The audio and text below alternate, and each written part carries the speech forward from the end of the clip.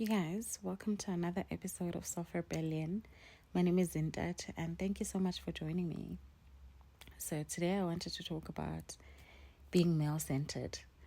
Um, I've made it known in previous episodes that I share publicly about my journey to finding the love of my life on TikTok, and it's attracted both good and sometimes negative attention.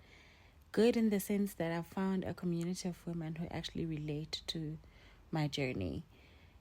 And to a lesser extent, I suppose men too who are struggling with finding partners who they are compatible with. On the other hand, I've found negative attention, obviously, from both men and women, mostly from men, because they just think that my standards are so ridiculous, even though I really think that it's bare minimum. But yeah, they like to troll me over it, and I'm not fazed. But what's disappointing to me is women who then label me as being male-centered simply because I've shared my desire for partnership. And I really wanted to clarify this being male-centered thing because I don't think it's the same. Or at least the journey that I'm on to find a life partner or wanting a life partner doesn't necessarily mean that I'm being male-centered. Anyway, every time I share about this, they always say, no, you should decenter men or invest all that attention and time to yourself or in hobbies and interests or in friends and family. And I'm like, do you know me? Like, do you know that I pick up a new hobby every other week? Like, I run for fun on most weekends. I go to the gym. I love hiking. I go on camping trips. I do high rocks and I play paddle. Like, guys, there's so many things that I do. I'm like always booked out, and I need to find time off from actually just my busy social schedule. So I'm not lacking in that regard. And I've got a whole lot of friends whom I love dearly and whom I invest quite a lot in because they invest in me just as much. You know, I have my family that I love very much, my mom and nephew and sisters. So I'm really not lacking in meaningful relationships in my life. I've got a busy working life that I invest my entire life in. Like, all these things become my personality because I just give of myself to them so much. So I'm really not lacking in meaningful social relationships or interactions in my life. I'm not lacking in hobbies. I just graduated with a master's degree from Wits University. So even my professional slash academic life is not lacking either. You know, I've got a podcast. I've got a community on Instagram and here on TikTok. And I say community deliberately because there's a purpose, to my sharing on those platforms. So I'm really not lacking, and having a partner will not take away from each of these areas of my life in which I've invested quite a bit on. That said, doing all of this also doesn't remove the desire for partnership.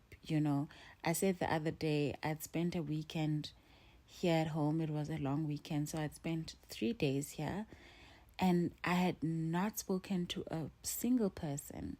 And I don't think that's normal. Like, it's not normal to go 3 days, even longer, without having seen a person or having had a conversation with them in person outside of social media, because being able to talk to people on the phone or even text them gives us the impression that we are connected, but we still aren't.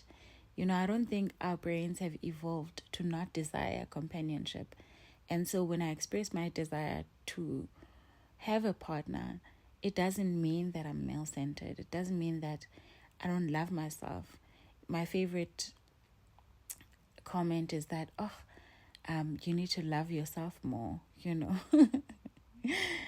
you need self-love. And I'm like, guys, I love myself. Have you met me? Like, I'm obsessed with myself. So the desire for partnership isn't because I'm lacking in self-love, you know. If anything, I just desire for a different type of partnership or companionship or love that I don't have in my life or haven't experienced. And it doesn't make me any less than, it doesn't make me desperate or cringe, whatever term you know people use to label you. And I really despise that, and I wish we could really broaden our minds about the realities of living in today's society and the fact that wanting this thing doesn't make one desperate, you know, or lacking in self-love, or that investing time in all these other things to distract ourselves will magically disappear that feeling, you know. And I think being male-centered is someone who does things for the approval of the male gaze, like the attention of men. It would be a different thing if, you know, I chose my appearance, you know, my hairstyle, my clothes, and even my interest and hobbies based on attracting the male gaze, you know, or the male attention. If I went to a particular gym, for instance, because I was hoping to bag a rich person, like a rich man, you know, I've heard stories about, oh, you must go to the airport lounges or go to, you know, a golf day, or go to this VIP gym to attract a certain kind of man, you know. So I think if one does certain things with the sole purpose of attracting a man for romantic entanglements, then I would argue that that borders male-centeredness. Not that the expression of a particular desire for partnership is being male-centered. Like, I couldn't be farther from that, because I struggle with men approaching me, even in public. It takes a lot for me to, you know, tune my mind into being receptive to a proposal or someone shellering me, you know. Oftentimes I just ignore that. I find it uncomfortable and I dismiss it, which is counterintuitive because I am hoping to find a partner. But when they do approach me, I also get annoyed. And that's why I think dating apps are an equalizer. But we also have an issue with that. Like, guys, I think we're doomed actually. Now that I think about it, like, we are doomed. I mean, yes, in honesty, I am optimistic, you know. I'm optimistic about finding the partnership that I desire. And I think I'm hopeful that society will also evolve to meet, you know, our needs, because right now I think our needs are so disjointed as men and women. The things we want in relationships are so different. You know, I think men are raised in a particular way that doesn't require them to be accountable or to invest emotionally in relationships, although that may be changing with younger generations. I think they're more fluid in their ideas of, you know, what it is to be a man and what it is to be a woman in relationship with one another. And that's how I think the younger generations, or AMA 2002Ks, are getting married at, you know, a faster pace than we are. The marriage rates are slowing down for millennials, I think. But the younger generations are actually embracing that more, and they're becoming parents. Meanwhile, we're out here chilling while we're nearing 40s. You know what I mean? Because I think we didn't grow up with great examples of romantic relationships, or, you know, two-parent households or families, what it is to be like being in a healthy relationship. We don't have many examples of that.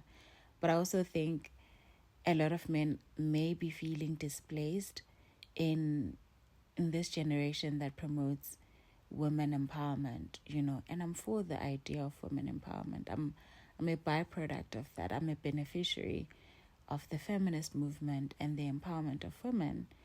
Otherwise, I wouldn't have been here today. But I think in doing so, men have felt so displaced, especially in relationships where their role has now evolved from just being a provider. I no longer need men's financial security to exist. I don't need a man, be it my dad or brother or husband, to co-sign on a lease or a plot of land that I'm interested in. I can do that all by myself, And now that men's role has reduced in terms of taking up that financial burden or that financial responsibility for me, the emotional part and all the other aspect in which they are meant to show up is still very much lacking for us. And I think that's why we're falling apart so much, or that's why we're not finding middle ground. And I think part of the difficulty as well is that men are suddenly expected to be available emotionally, whereas showing emotion was seen as a weakness in the past. It was associated with femininity or being weak. Obviously that's all patriarchy, and I do see a change in that. Like, I do see a change with younger generations being encouraged to embrace their emotions while also displaying signs of positive masculinity, standing up for people who are marginalized in society. I think that's very impressive, and those are the kind of qualities we're looking for in partners. Anyway, I've backtracked from my initial point, which was I don't think someone desiring all of that is inherently male-centered.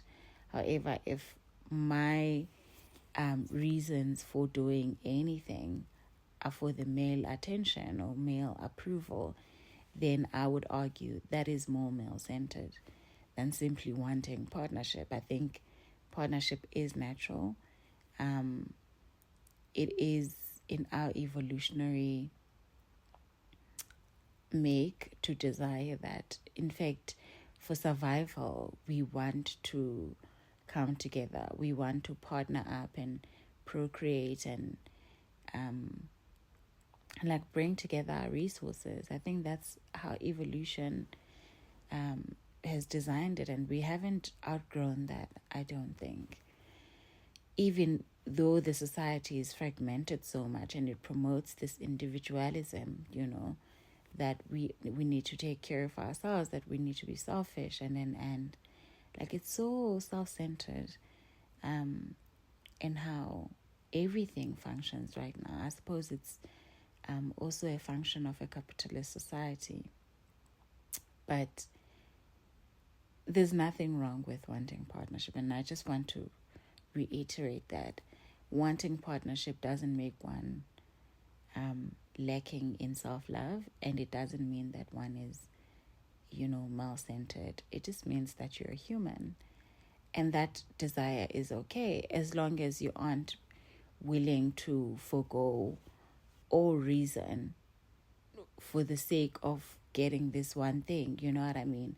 I think the reason I know and can stand tall up at the fact that I'm not male-centered is that I can still walk away from potential relationships that don't look like what I want and desire, relationships that feel like I'm going to betray myself and my values and my desires, where I feel like as a person, I go there to shrink, where my dreams go there to die, then by all means, I'll reject that, because I do want a partnership. And I'm very deliberate by using this term partnership, because I want a relationship of equals. I want a relationship that nurtures my dreams and desires in as much as I'll do the same for him too. I want a relationship that encourages us to explore our interests, outside of each other and also with each other. There's an ex-talking stage of mine we've become friends now. He's actually become one of my really, really good friends. And, a couple of days ago, we were talking about how or why it is that we work. And I know it's weird saying why we work, because it implies that there's something that needs to work, but it's also very unconventional in that you'll just call it random and we talk for hours on the phone, and it's nothing in particular, it's nothing and everything all at once. And I think the beauty with that is he gets to live his life and I do the same, and we come together and share about our experiences. I almost become an observer in his human experience while also admiring some of these learnings and realizations that he makes about life, some of which I can relate to. And sometimes I do question him and probe further when I think, hey, this may be problematic, or maybe look at it in this way. And he calls me out too when he says, you're not listening to me, or now I feel like I have to defend myself, and it just feels so easy and beautiful and fun and important. It's like a true human experience. I don't know how to explain it, but I imagine a relationship to be like that for me, where he doesn't belong to me and I don't belong to him. But there's also this kinship I can't explain, this familiarity, this mutual respect for one another, and the excitement that comes from learning about all these experiences he's having out there, and I get to share in that joy. That's the kind of human experience I love. And I think I would like for a romantic partnership to somewhat be like that, not feel like I'm confined by someone's possession over me, someone's desire to dominate me, to control me. The idea of being stuck in that kind of situation literally makes my skin crawl. And unfortunately, relationships nowadays are almost synonymous with control, with being bound, and that's frightening to me. I don't know how to explain it. And that's why the other day I was talking about existing outside of my body, outside of the physical realm, because it just feels so limiting.